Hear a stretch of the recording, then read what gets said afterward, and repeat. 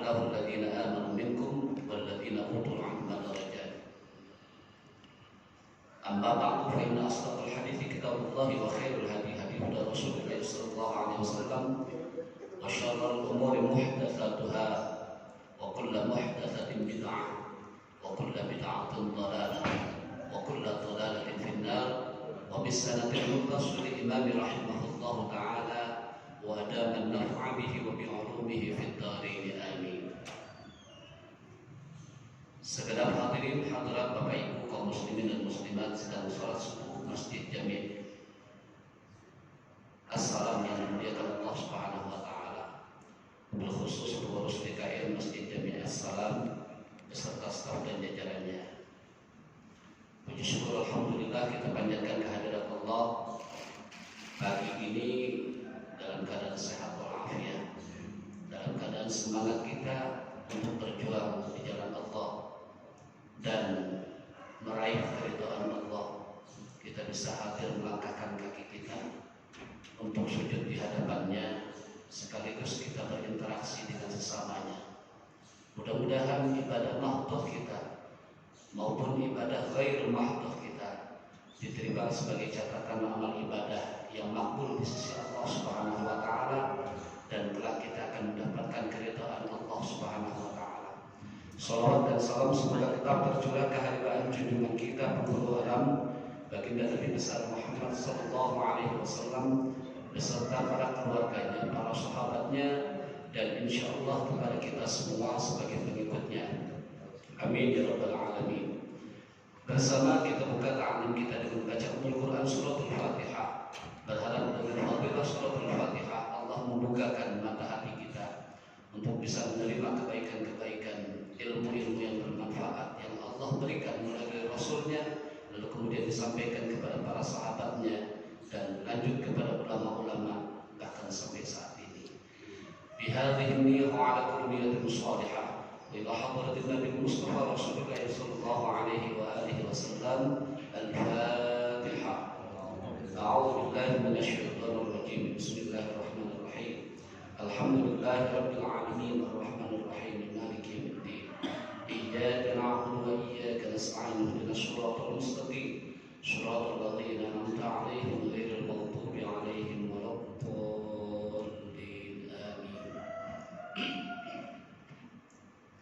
Hadirin kaum muslimin dan muslimat yang dimuliakan Allah Subhanahu wa taala, ada sebuah riwayat yang saya baca dalam kitab Riyadhus Shalihin. Ketika iblis hendak masuk ke dalam masjid, di sana ada sahabat-sahabat Rasul dan ada Rasul sendiri. Dan di dalam masjid itu ada berbagai macam keadaan saudara-saudara kita ataupun sahabat-sahabat Rasul. Ada yang sedang sholat, ada yang sedang zikir, ada yang sedang menuntut ilmu di dalamnya. Ketika iblis hendak masuk, lalu kemudian mengurungkan niatnya, nggak jadi iblis. Ditanya oleh Rasulullah SAW, "Hei iblis, kenapa engkau tidak masuk ke dalam masjid ini? Bukankah engkau hendak menggoda sahabat-sahabatku dan saudara-saudaraku, bahkan umatku?" kata Rasulullah SAW. "Tidak ya Rasul. Kenapa tidak? Aku takut dengan sahabatku yang sedang tidur." Loh, aneh kau iblis. Kau tidak takut dengan sahabatku yang sedang sholat, kau tidak takut dengan sahabatku yang sedang berzikir, justru kau takut dengan sahabatku yang sedang tidur. Gerakan apa? Karena memang sudah kapasitas semua untuk menggoda umatku, kata Rasul. Spontanitas Jibril menjawab, "Wahai Rasul, kekasih Allah, andainya aku masuk lalu kemudian aku menggoda sahabatmu yang sedang sholat dan berzikir itu, dan kemudian sahabatmu yang sedang tidur itu bangun, lalu kemudian membenarkan sholatnya sahabatmu itu dan membenarkan kalimat-kalimat zikir sahabat-sahabatmu itu, maka luluh lantaklah tubuhku semuanya." Kesimpulannya, ada sesuatu hal yang dimiliki oleh orang yang sedang tidur. Apa? Ilmu yang dimilikinya itu adalah ilmu yang mengangkat derajatnya, ilmu yang menolong orang lain bisa. Di saat itu iblis tidak mau masuk hanya lantaran karena ada orang yang berilmu yang sedang tidur. Dikhawatirkan yang tidur itu bangun kemudian membenarkan sholatnya orang-orang yang jahil saat itu. Maka lantas dari peristiwa itu, ya, ada sabda Rasul Sallallahu Alaihi Wasallam yang dikutip oleh Imam Az-Zarnuji dalam kitabnya Ta'limul Muta'allim. Fasadun kabirun alimun mutahaddiku wa akbar minhu jahilun mutanassiku, yang sering saya sampaikan. Jadi dua musibah yang terbesar yang tidak kita sadari itu, satu akhirnya orang alim yang sembrono, yang bisa cuma ngajak kebaikan, yang bisa ngajarin tapi nggak bisa memberikan panutan, yang bisa ngajak kebaikan tapi dia sendiri tidak mengerjakan sebuah kebaikan, itu orang alim yang sembrono. Atau orang alim yang menjadi satu pesanan karena kepentingan pribadi, kepentingan penguasa, itu bisa saja terjadi. Ya, itu orang alim yang sembrono. Itu musibah besar. Tapi ada musibah yang lebih besar lagi. Siapa? Ya. Wa akbar minhu jahilun mutanassiku. Lahirnya orang-orang abid yang rajin ibadahnya. Jangan kata salat wajib, salat sunnah saja tidak pernah terlepas. Dia berjamaah ke masjid selalu, setiap 5 waktu hadir. Dia sedekah terus, dia berzikir. Tapi apa yang dia lakukan tidak berdasar kepada keilmuannya, sehingga membuat dia menjadi orang yang rugi. Ini orang jahil, kayak orang salat. Dia merasa sudah diterima oleh Allah, merasa sudah terima. Dia bilang setiap hamba yang berbuat baik sudah pasti Allah terima. Dia bilang begitu. Allah juga mengerti tentang keadaan kita. Boleh-boleh saja begitu. Allah mengerti dengan keadaan kita, boleh. Tetapi saat kita tidak pernah mengindahkan dengan perintah Allah yang lain, maka kita akan terkena hukum itu. Emang Allah memerintahkan cuma sholat doang, cuma ngaji doang? Ada Allah perintahkan untuk kita menuntut ilmu. Makanya kalimat yarfa'illahu alladziina aamanu minkum walladziina utul 'ilma darajat. Kalimat iman dan ilmu itu tidak akan bisa dipisahkan. Selalu bergandengan untuk mencapai keridhaan dan juga martabat serta derajat yang tinggi di hadapan Allah. Ya, Bapak Ibu hadirin hadirat yang dimuliakan. Sebagai pembuka saya sampaikan itu supaya kita lebih semangat lagi menghadiri majelis-majelis ilmu saat ini. Karena saya salah satu barangkali dari saudara-saudara kita, dari guru-guru kita yang lain itu, yang merasa keprihatinan. Tapi jangan salah, setiap saya berbicara seperti ini bukan berarti Ustaz pengen laku. Kadang-kadang kalau Islamofobia itu hadir, kalimat Ustaz dipelintir, kalimat Kiai dipelintir. Ustaz ngajaknya begini, ayo tumbuhkan majelis taklim yang ada di kampung kita. Karena kita sudah prihatin bahwa populasi majelis taklim di kampung kita, di wilayah kita semakin lama semakin habis.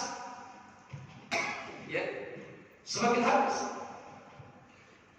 Andai pun ada, ya satu contoh aja misalnya di Assalam. Di Assalam baru seminggu sekali nggak ada.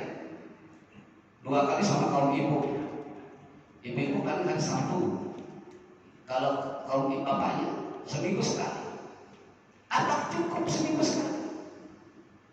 Berarti sama dong saya ngajar di sekolah. Saya ngajar di sekolah itu 1 minggu cuma 3 jam. Kalau tahun kemarin 1 minggu cuma 2 jam. Anak bisa apa kalau 1 minggu cuma 3 jam atau 2 jam belajar agama? Toh yang di pesantren yang setiap hari berkutat dengan keilmuan agama, baik ilmu alat, nahu, sholawat, tafsir dan lain sebagainya, bahasa kitab itu dan bahasa Arab, ya, ilmu balaghah, ilmu mantik, ilmu bayan, ilmu arud, belum jamin mereka itu menjadi orang alim, apalagi kita. Gitu. Maksudnya apa lagi? Maksudnya kalau saya sampaikan begini, orang sadar dengan kewajiban mereka untuk menuntut ilmu. Rasulullah banyak hadis-hadis populer itu yang menekankan kita untuk menuntut ilmu. Cuma kita malas saja. Ya Allah, kalau kita orang tuanya sudah malas, kita lihat lagi anak kita kira-kira pada rajin nggak ngajinya. Nah ini kalau disuruh ngaji susah, apalagi kalau udah pakai megang HP. Setan budak udah nempel dia. Setan budak udah nempel di dirinya. Bagi kita suruh sholat, kita suruh ngaji, nggak mau dia. Nggak mau beranjak dari duduknya dengan keasikan dia megang gadget. Ya, udah anaknya berkutat dengan HP, ibunya nggak mau kalah juga. Iya, ibunya dulu main TikTok udah nggak mau zaman, selfie udah nggak zaman sekarang. Zamannya apa? Belanja yang bikin laki kurus kan? Iya, untuk siapa di semua kagak ada yang begitu.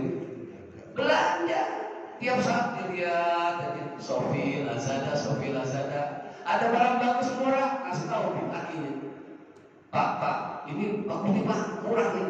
Ya udah klik, diklik, biasa aja paket. Udah langganan sampai anak-anak itu menjadi satu candaan gitu ya. Paket, begitu kita buka, bocah lari.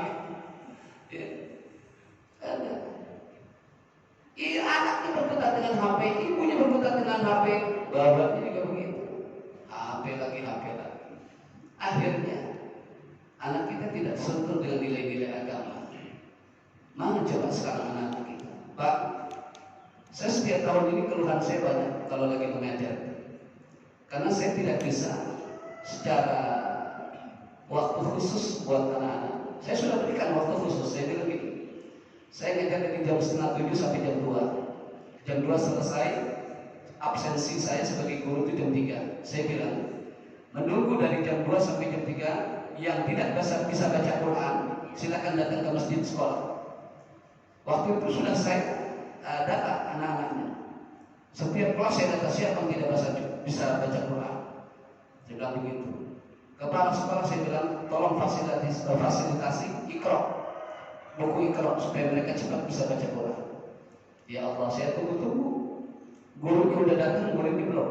Sampai pulang sekolah, saya tunggu juga, murid juga belum datang. Saya bilang luar biasa. Akhirnya keluhannya apa? Setiap tahun, setiap praktik ujian agama, ujian praktik agama, apa yang mereka bisa? Bayangkan, kelas 3 SMP. Bahkan dulu saya pernah ngajar aliyah. Aliyah itu sekolah agama. Sekolah aliyah ketika ujian praktek Al-Quran hadis, saya cuma suruh baca hafalan Al-Falaq, qul a'udzu birabbil falaq, enggak hafal. Aliyah enggak hafal. Nah begitu SMP kelas 3 sekarang ini, saya ujian praktek itu saya suruh baca Al-Ikhlas. Kalau saya sudah bentok, hafalan ini dia nggak hafal, suruh baca Al-Quran nggak bisa, suruh baca sholat niatnya nggak tahu. Ini anak mau ngapain? Saya bilang ini anak keluar dari perut apa sih? Saya tanya, kenapa nggak bisa? Nggak bisa Pak, nggak ngaji, nggak Pak, sempat ngaji tapi berhenti Pak. Kenapa nggak punya duit bayar Ustaz? Gitu. Bukan begitu Pak, di rumah saya gratis Pak. Ya, kenapa nggak ngaji? Males ternyata jawabannya. Nah itu di kalangan anak-anak kita. Sampai saat ini mereka gelap dengan agama. Akhirnya begitu tumbuh dewasa, ketidakmengertian agama ini menjadi satu hambatan kita. Kalau bicara sekarang ini, ya kita terbentur dengan hukum. Orang selalu berhujjah dengan hukum, selalu bertaklid dengan hukum. Akhirnya ada taklid buta.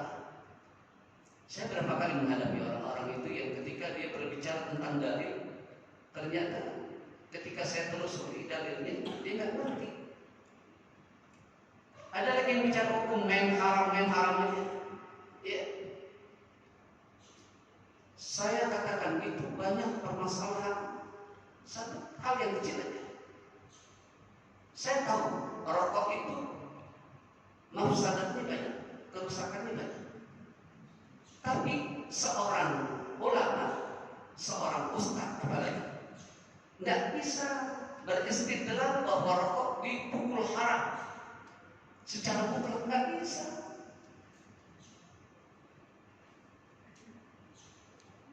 Iya, nggak bisa. Saya ingat betul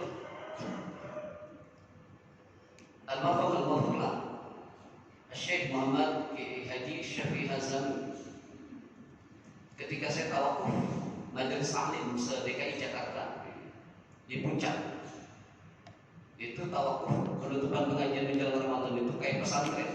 Jadi baru sampai ke sana belajar kita, nggak ada main, nggak ada ngobrol, belajar kita. Istirahatnya cuma sholat makan, sholat makan. Itu pernah pada maghrib itu, karena memang kita di aula bukan di masjid, jadi rokok agak sedikit bebas, tapi hanya beberapa orang yang rokok. Saat itu ada ulama dari Bogor bertanya, keras pertanyaannya tentang masalah. Saya agak lupa dalilnya ketika guru saya menyampaikan itu, cuma dia bilang begini, sebentar, sebelum Anda bertanya, yang bertanya kiai-kiai, izinkan saya untuk merokok. Dia ambil satu batang rokok, dulu rokoknya 555, saya ingat betul, rokok lama. Desa selesai, dipersilakan bertanya. Itu Pak, ketika bertanya, guru saya cuma bilang, sesuatu hal yang terdapat dalam kitab ini, halaman ini, baris kesekian, sama kayak Ustaz Hadi Hidayat yang begitu jenius beliau menjawab setiap tanggapan dalil. Kalau saya dulu pernah hadir ke rumahnya, saya cuma tanya, Kiai, saya mau tanya ini masalah bid'ah ini. Perkara bid'ah ini hukumnya dari mana?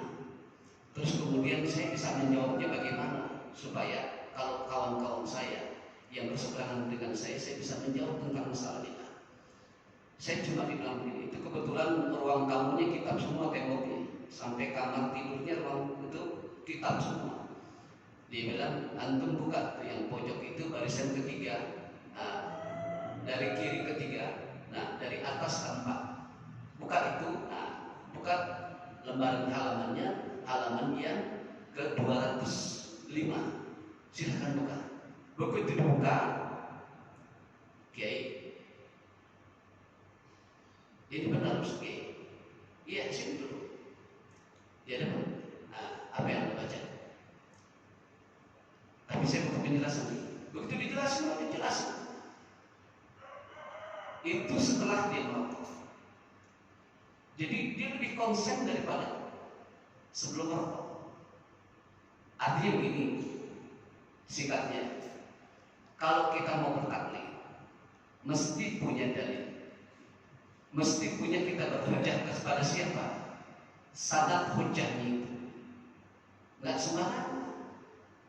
Kan yang lagi viral nih saya lihat di YouTube itu, salah satu ustadz itu, ya, haram, udah gitu ngecapnya segala macam keras lagi, ya, neraka, seakan-akan dia punya neraka. Jadi saya bingung. Kita yang saya sih nggak tahu kok sekarang ini udah berhenti nih, ya, berhenti udah setahun ini. Iya, bukan karena saya pelaku perokok, bukan, lalu kemudian membela kita. Dari dulu pun saya hati-hati dengan masalah hukum itu. Artinya sekarang gitu, apalagi sekarang lahir lagi banyak bahasa-bahasa bijak yang kadang-kadang menyesatkan. Ya, bahasa-bahasa bijak yang menyesatkan. Ya, aneh lah kalau sekarang. Kalau tidak kita filter dengan agama, dengan ilmu agama, maka hancurlah kita. Ya, semakin hancur kita. Baik. Yang utama saat ini, bismillahirrahmanirrahim. Faslun saktatus salat sittatun. Ini suatu fasal tentang masalah berhenti sejenak di dalam salat. Ada 6. Jadi kalau kita salat Bapak Ibu sekalian, perlu ada tumakninah.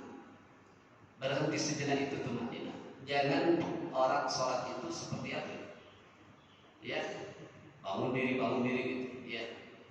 Tumakninah. Di mana? Baina takbiratul ihram wa du'a. Yang pertama ketika kita takbiratul ihram. Ya. Terserah Kalau di Muhammadiyah biasanya nggak pakai niat secara lisan, dia berada di rumah saja sudah niat katanya. Jadi begitu sampai dia langsung Allahu Akbar. Ya, kalau kita kan pakai seperti fardhu maghribi 3 raka'atin, kita takbir Allahu Akbar.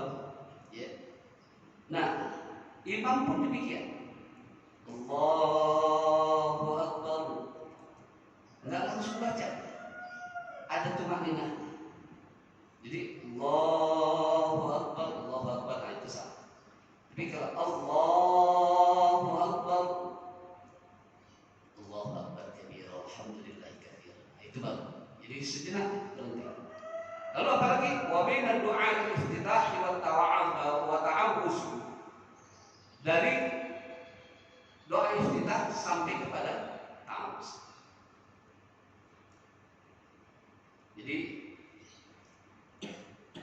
Allahu Akbar kabira walhamdulillahi katsira subhanallahi bukratan wa asila inni wajjahtu wajhiya lilladzi fataras samawati wal arda hanifan musliman wa ma ana minal musyrikin inna salati wa nusuki wa mahyaya wa mamati lillahi rabbil alamin la syarika lahu wa bidzalika umirtu wa ana minal muslimin. Baru baca a'udzu billahi minasyaitonir rajim. Di dalam hati baca a'udzu ta'awuz. Baru kita baca lagi Bismillahirrahmanirrahim. Ya, gitu. Wa bainal Fatihati wa ta'awuzi, dan juga di antara membaca Fatihah dengan membaca ta'awuz, a'udzu. Wa baina akhir Fatihati wa amin. Nah, begitu baca Fatihah selesai.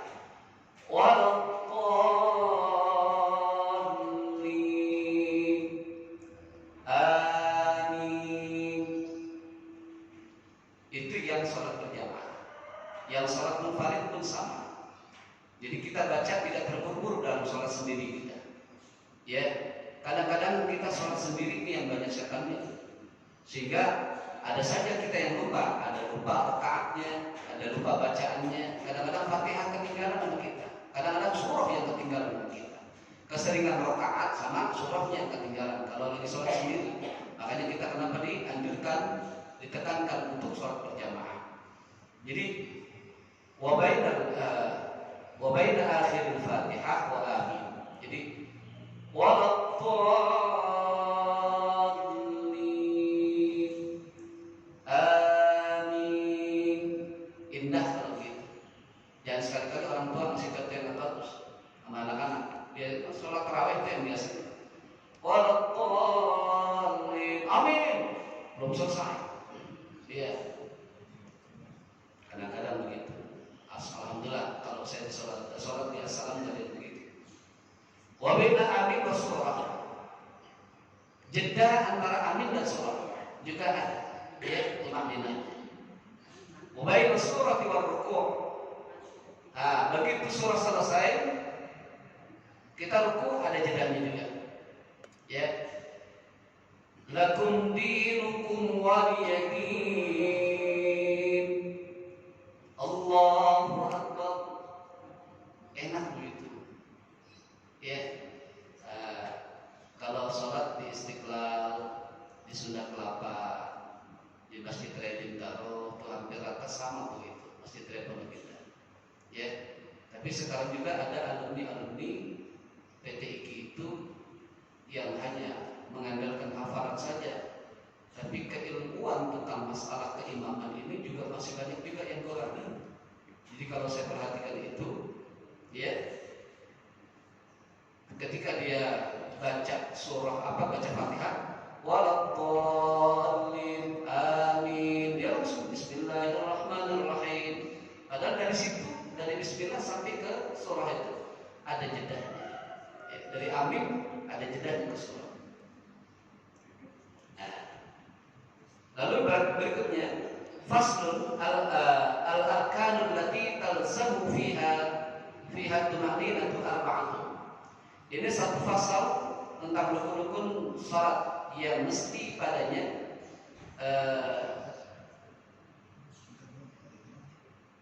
ada niat tumaninah, ya. Tumaninah ada 4. Yang pertama adalah rukuk. Begitu rukuk Allahu Akbar, tumaninah itu adalah bacaan kita. Subhana rabbiyal azim wa bihamdihi. Wajibnya satu, sunnahnya 3 kali. Artinya 3 kali yang afdal, yang sempurna ya. Habis rukuk wal i'tidal. Sami Allahu liman hamidah. Gitu. Kalau kita berjamaah, imam kita sami Allahu liman hamidah, imam sudah berdiri tegak dengan kalimat sami Allahu liman hamidah, kita baru sami Allahu liman hamidah. Jangan mengiringinya. Ya. Wa muqaranatul fima siwa taharrumi minal arkan.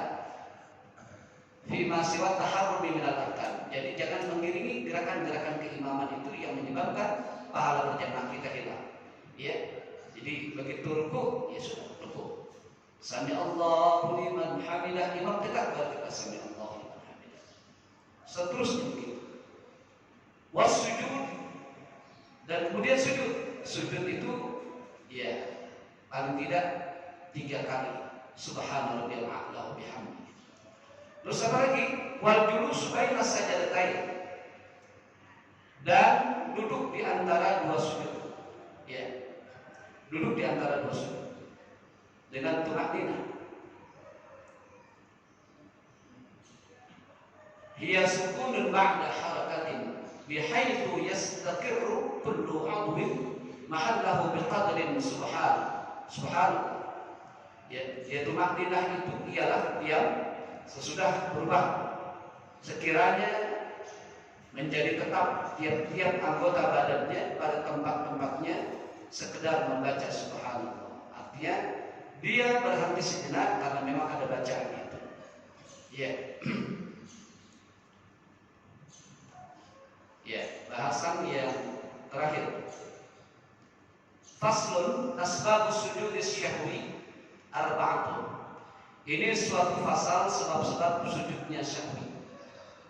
Ya, terjadi sujud syahwi ada 4. Al-awwal tarku ba'din min ab'adis salat atau ba'di ya. Yang pertama adalah meninggalkan sesuatu sunnah ab'ad dari sunnah ab'ad salat ya, atau meninggalkan sebahagian daripada sunnah ab'ad itu sendiri. Apa itu sunnah ab'ad? Ada 2 dalam salat, ada sunnah ab'ad, ada sunnah hay'at. Sunnah ab'ad itu adalah sunnah yang ketika kita lupa, ketika kita tinggalkan itu, maka sangat-sangat dianjurkan untuk melaksanakan sujud sahwi. Adapun sunnah hay'at itu, ketika kita lupa, kita tidak perlu sujud sahwi. Ya, gitu. Contohnya apa? Tasyahud awal. Tasyahud awal, tahiyat pertama. Kalau kita lupa, maka biarkan saja, tapi nanti di akhirnya kita sujud syahwi. Menjelang salam, ya kita sujud syahwi. Apalagi yang kita lupa, salawat Nabi, Allahumma sholli ala sayyidina Muhammad wa ala ali sayyidina Muhammad. Itu tidak terbawa oleh kita, maka sujud syahwi. Ya, gitu. Lalu apalagi? Duduknya tasyahud awal. Kalau tadi tasyahud awal itu bacaannya, kalau sekarang duduknya, dia lupa, maka kita harus sujud syahwi. Kalau subuh kunutnya terlupa, maka sujud syahwi. Makanya mohon maaf kalau kita berjamaah di depan itu orang-orang yang mengerti, ya 3 hari yang lalu terjadi itu di Masjid Agung. Karena memang yang di depan nggak mengerti, imam lupa untuk kunut, sehingga ya diterusin aja sampai assalamualaikum warahmatullahi, assalamualaikum warahmatullahi. Begitu udah salam, udah ngobrol, daripada ributin, tadi kok nggak kunut, gitu.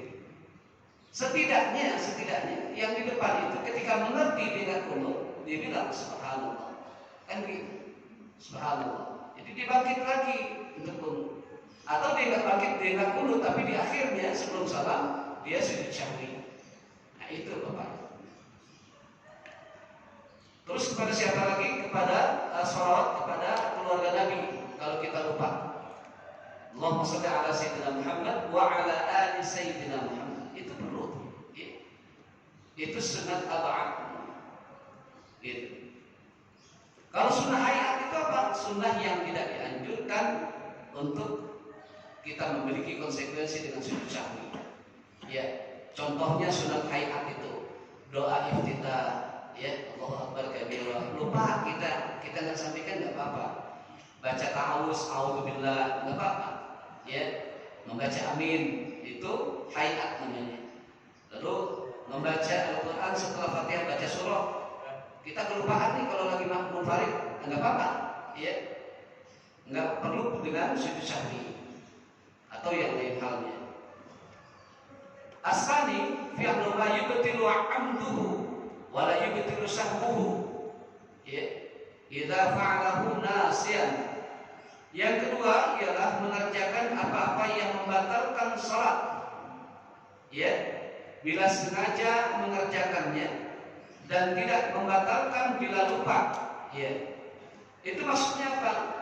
Dia lupa melakukan sesuatu yang ketika disengaja sebenarnya dapat membatalkan salat. Ya.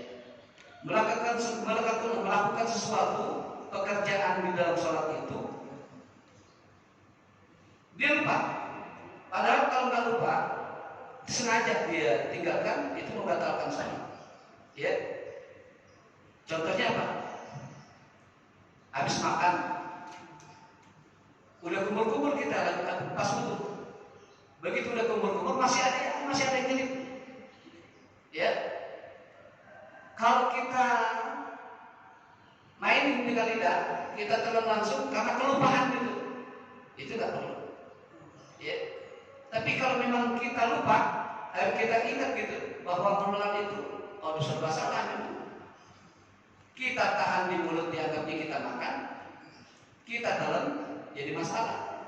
Ya, makanya kehati-hatian kita kalau mau sholat itu, ya kumur-kumur. Kalau orang dulu pakai siwak, ya disiwak.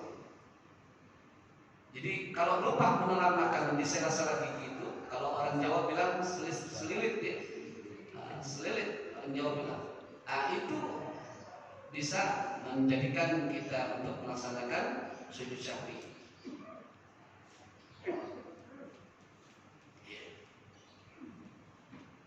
Dan yang terakhir, as-salisu naqul rukni qawliya ila ghairi mahallihi.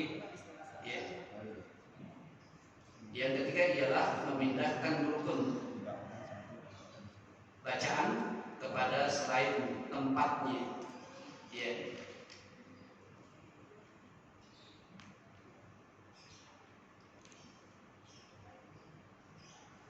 Dan yang terakhir lagi keempat ternyata ya. Ar-rabi'u iqa'u rukni fa'liyin ma'ahtimali ziyadah. Dan yang keempat ialah melakukan rukun fi'li, ya,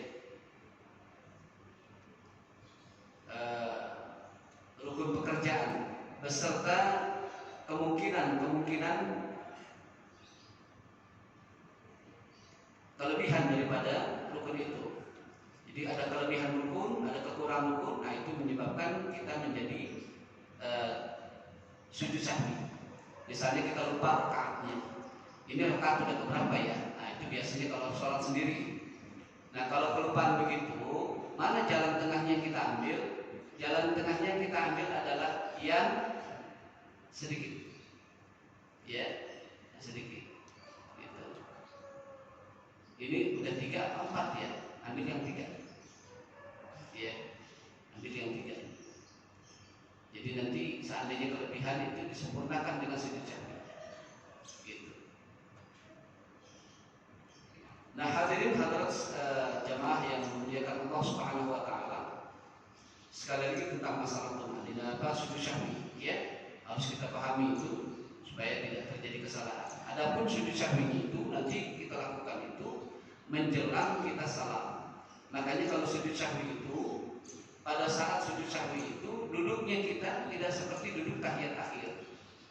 Ya, begitu bangun dari sujud yang terakhir, kita duduk tahiyat itu harusnya tahiyat akhir, kita duduknya tahiyat awal. Ya, tahiyat awal. Jadi Jadi kalau boleh saya contohkan itu, nah, kita duduknya seperti ini biasa. Nah, kayak begini. Kalau sudah terakhir, begitu fil alamin innaka hamidun majid. Allahu Akbar. Subhana man la yanamu wa la yashkur. Subhana man la yanamu wa la yashkur. 3 kali. Begitu 3 kali sudah selesai. Allahu Akbar. Sujudnya 2 kali. Sujud lagi. Ya, sujudnya 2 kali. Begitu selesai sujudnya, baru langsung posisi tahiyat akhir langsung salam. Assalamualaikum warahmatullahi wabarakatuh. Assalamualaikum warahmatullahi wabarakatuh. Begitu. Itu sujud sahwi yang betul. Jadi bukan berarti begitu mau sujud sahwi kita duduknya begini, enggak, ya? Enggak begitu. Tetap duduknya begini seperti tahiyat awal. Gitu. Nah, mudah-mudahan bisa kita pahami bersama dan mohon maaf atas kekurangannya. Dipersilakan pada bapak-bapak ada yang ingin ada satu permasalahan yang disampaikan.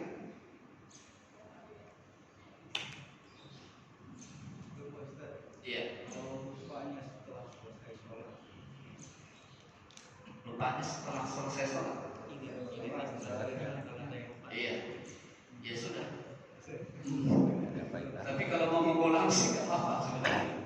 Ya, kalau mau mengulang. Kalau sudah ya bahasanya masih sudah jadi bubur. Iya. Kadang kunut untuk subuh kalau sholat sendiri suka lupa kan? Kunut ya? Iya. Belum kunut. Kalau sendiri kan? Iya. Selesai. Kalau sendiri, kalau ini ngantuk dah. Begadang malam. Dan gimana tadi? Ya. Kalau lupa kita sama. Kalau udah selesai sholat ya sudah.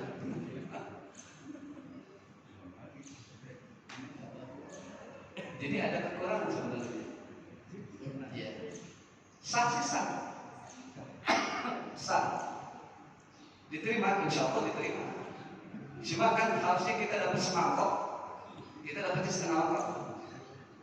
3 perangkat Pak ya? 3 perangkat bisa jadi. Kenapa? Jadi begitu.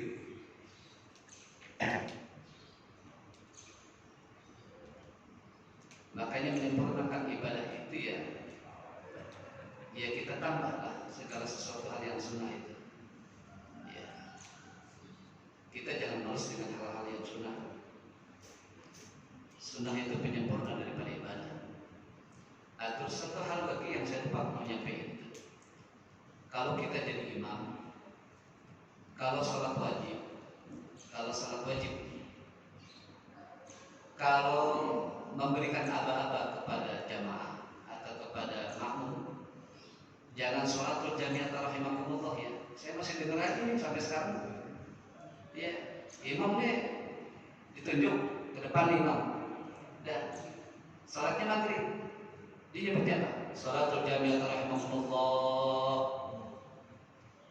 Yang belakang jawab sholatul la ilaha illallah Muhammadur Rasulullah. Saya bilang dua-duanya PA. Harusnya apa bacanya? Sawwu sufufakum fa inna tasfiyatas sufuf min tamamis shalah. Sawwu sufufakum. Rapatkan dan luruskan barisan. Fa inna tasfiyatas sufuf. Sesungguhnya meratakan dan meluruskan barisan min tamamis shalah, sebagian daripada kesempurnaan sholat.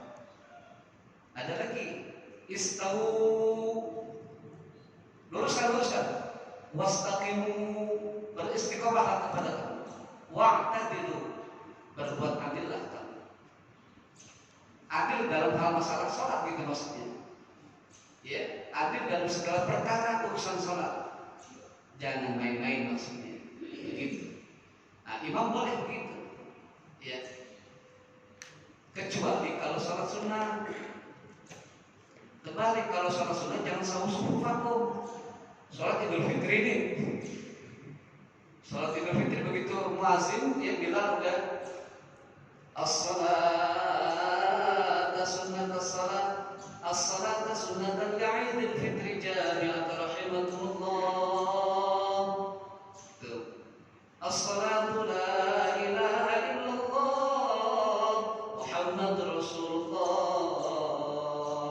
imam naik.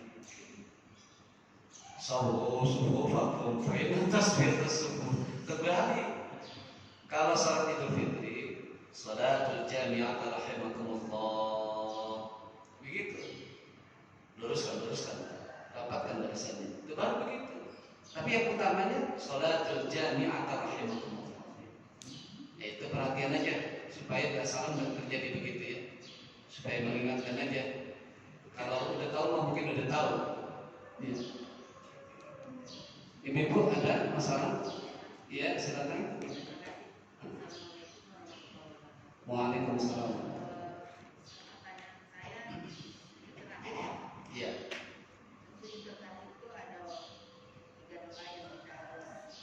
Betul. Yang mustajab.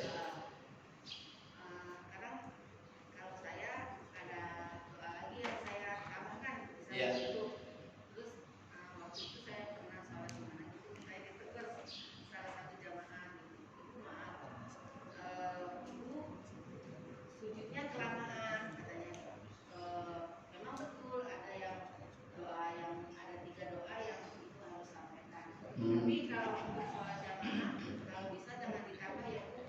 Soalnya ibu kelamaan, jangan sampai imam itu sampai dia membaca asyhadu an la ilaha illallah kita belum bangun katanya. Gitu. Nggak boleh hukumnya seperti itu. Apa betul seperti itu Pak Ustaz? Iya. Sebelumnya saya tanya ibu saat itu menjadi imam. Kenapa? Ibu saat itu menjadi imam. Bukan. Ibu jadi apa? Makmum. Dari makmum, jadi makmum lain juga telepon saya gitu. Mungkin karena ngeliat saya tuh sujudnya lama. Baru saya, mungkin saya baru beberapa untuk baca itu imam itu Baik. sudah assalamualaikum. Iya. Artinya dia bilang jangan sampai saya sujud itu melebihi imam membaca asyhadu an la ilaha illallah wa asyhadu anna rasulullah. Itu aja.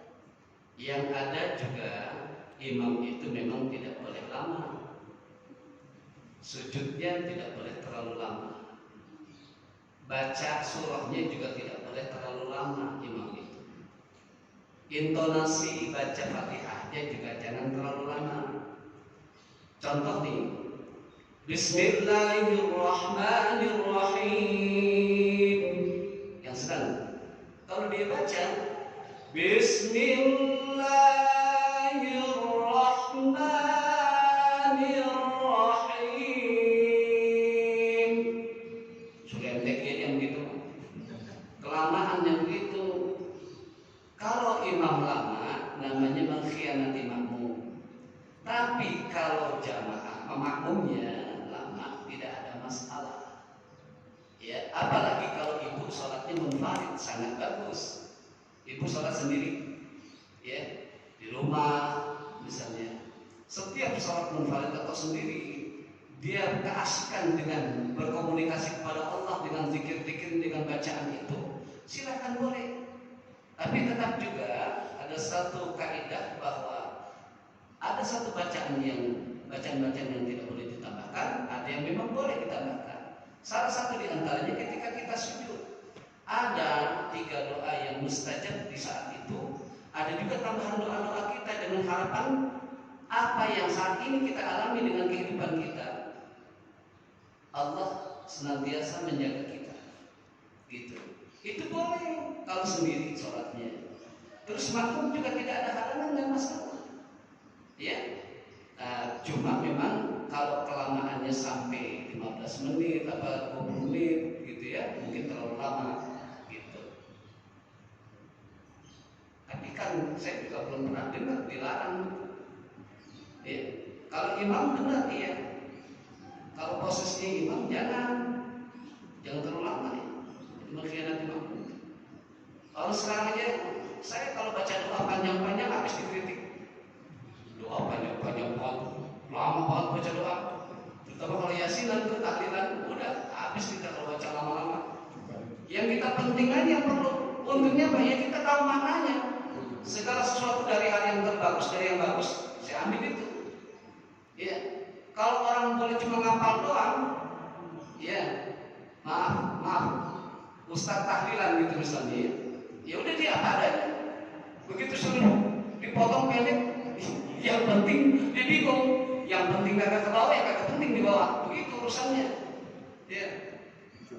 Ada doa peresmian kantor, doa arwah dibaca. Aduh. Jadi begitu ya. Nggak masalah kalau ibu lama, tapi jangan terlalu lama betul. Ya. Nah. Cukup sampai di sini ya. Dan kita bisa ketemu lagi di lain kesempatan dan keadaan sehat walafiat. Memanjangkan usia kita dalam ketaatan dan memberikan keberkahan kita, baik berkah hidup kita maupun berkah rezeki kita. Anak-anak kita, cucu kita, menantu kita, keluarga kita semua selalu dalam keadaan sehat walafiat dalam lindungan Allah Subhanahu wa taala. Allah jaga iman Islamnya. Allah pelihara kesehatannya semua untuk semua bisa beribadah kepada Allah Subhanahu wa taala. Al-Fatihah. A'udzu billahi minasyaitonir rajim. Bismillahirrahmanirrahim. Alhamdulillahirabbil alamin. Iyyaka na'budu wa iyyaka nasta'in. Shiratal ladzina an'amta 'alaihim. Astaghfirullahaladzim, astaghfirullahaladzim, astaghfirullahaladzim. Alhamdulillahi maulana ma'bud. Allahumma shalli ala sayyidina Muhammadin fil awwalin wal akhirin. Wa barik wa sallim ala Allahu tabaraka wa ta'ala wa kulli sahabati Rasulillahi ajma'in. اللهم ارحمنا بالقرآن وعملنا بالغفران واجمعنا على الإيمان واجعله لنا حجة لنا لا حجة علينا وانصر بوجهك الكريم يا كريم إلينا. اللهم زدنا علما نافعا ورزقنا فهما واسعا وعملا متقبلا رزقا كثيرا حلالا طيبا. اللهم إنا نسألك حفظ المرسلين وفهم النبيين وإلهام الملائكة المقربين. اللهم إنا نسألك من الخير كله عاجله وآجله ما علمنا منه وما لم نعلم ونعوذ بك من الشر كله عاجله وآجله ما علمنا منه وما لم نعلم. اللهم اغفر لنا ذنوبنا ولوالدينا وارحمهم كما ربونا صغارا وجميع المسلمين والمسلمات والمؤمنين والمؤمنات. ربنا آتنا في الدنيا حسنة وفي الآخرة حسنة وقنا عذاب النار. ربنا تقبل منا إنك أنت السميع العليم